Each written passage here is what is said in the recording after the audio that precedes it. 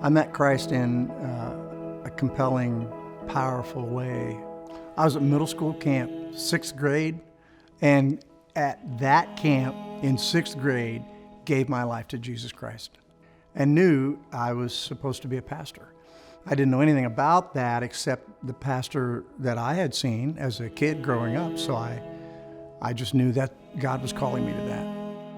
I knew I was forgiven, and I knew Jesus was calling me to follow Him and serve Him for the rest of my life. Changed me forever. I'd already decided that we wanted a church that communicated, a name that communicated some size and regional ministry, and so we're going to call it Granger Community Church because it was located in Granger, and it was all about community, and it was going to be a church. And I thought, well, that makes sense. We'll call it GCC, Granger Community Church. I'm telling you, leading people to Christ is the greatest experience of my life. It makes my heart beat fast. I love leading people to Christ.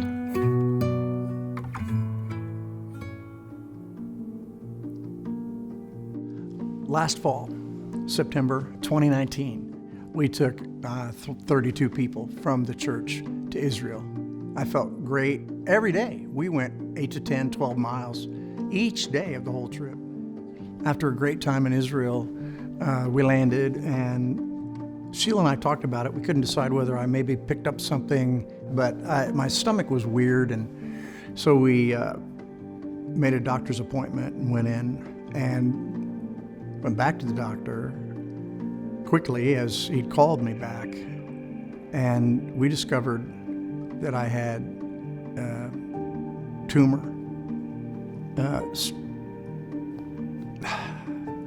I had cancer.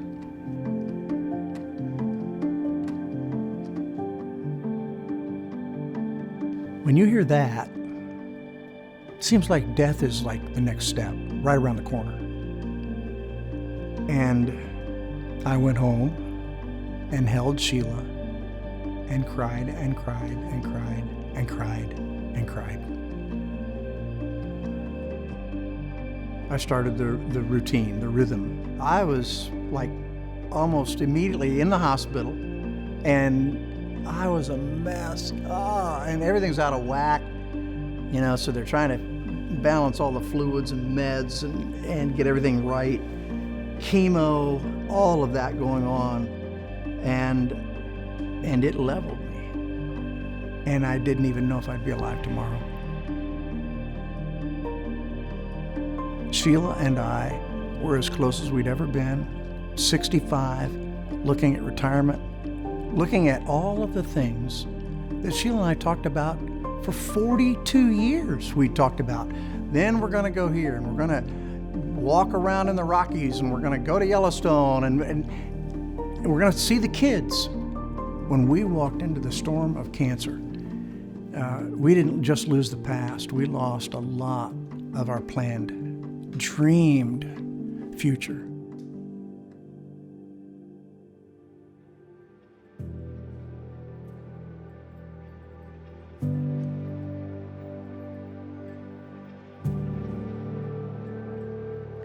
Sheila and I have spoken a number of times about this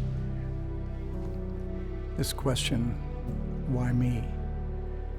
And I don't attribute it to anything that's good in us of our own being, but we just have not asked that question. I mean, it just hasn't been the question.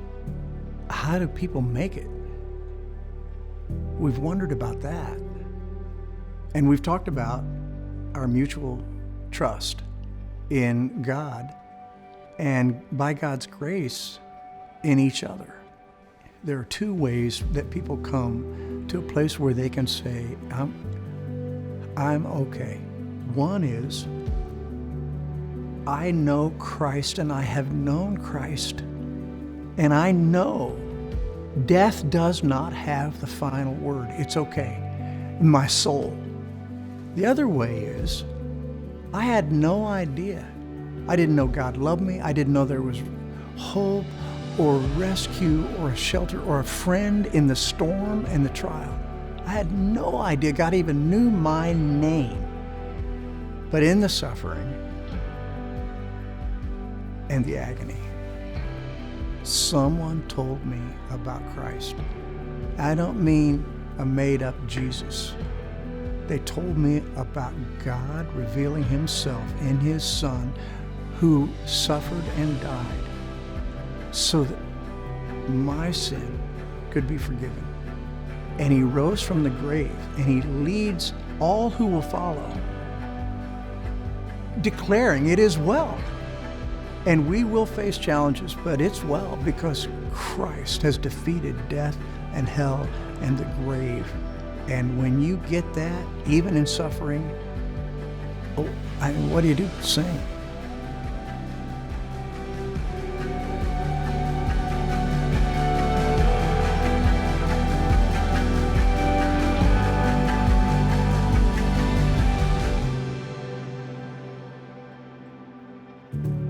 This may be the toughest. It may be the most challenging storm I've ever faced. But I know God gets me up every day for a reason, for his purposes. And so every day I thank God and fly into the storm with all I've got. And God is helping me.